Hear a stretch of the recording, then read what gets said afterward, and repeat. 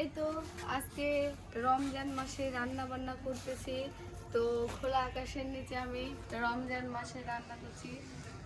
আর বলেন তো গাইস, রমজান মাসে সবার বাড়িতে কি রান্না হয়? সেটা হলো এই তো এখানে বুট মটর রান্না করেছি। আর তারপরে আছে তো পেঁয়াজি। এটা কিন্তু সবার বাড়িতেই হয়।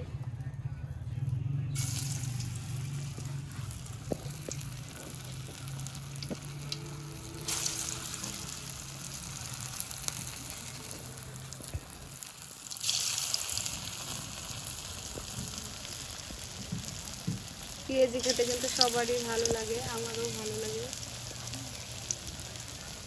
আর বেগুনের বেসন নিয়ে আসা হয়নি, বেগুনও বেশি দাম, তাই জন্য করবো না আর কি। আজকে পেঁয়াজি আর বুট মটর। দেখবি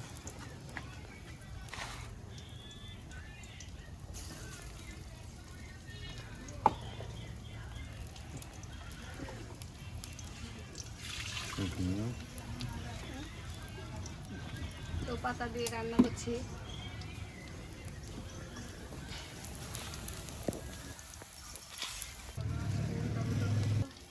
আমার পেঁয়াজি এক পাশটা হয়ে গেছে, আমি এখন উল্টে দেবো আরেক পাশে হওয়ার জন্য।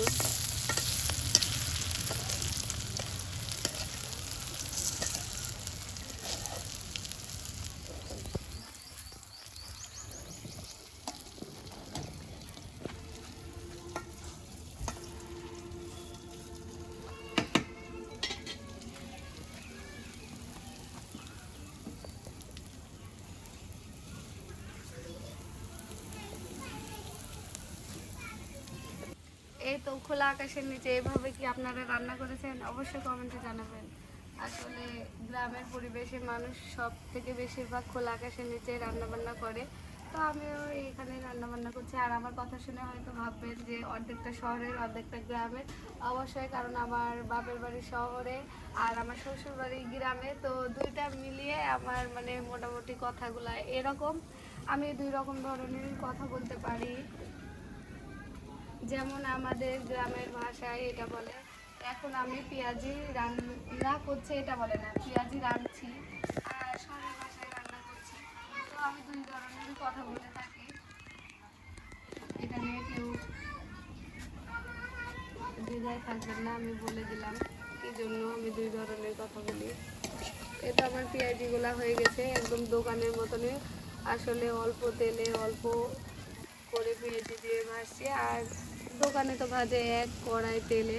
তো আমরা সঞ্চয় করা জানি, গ্রামের মানুষ মানেই তো সঞ্চয় করে, তাই না?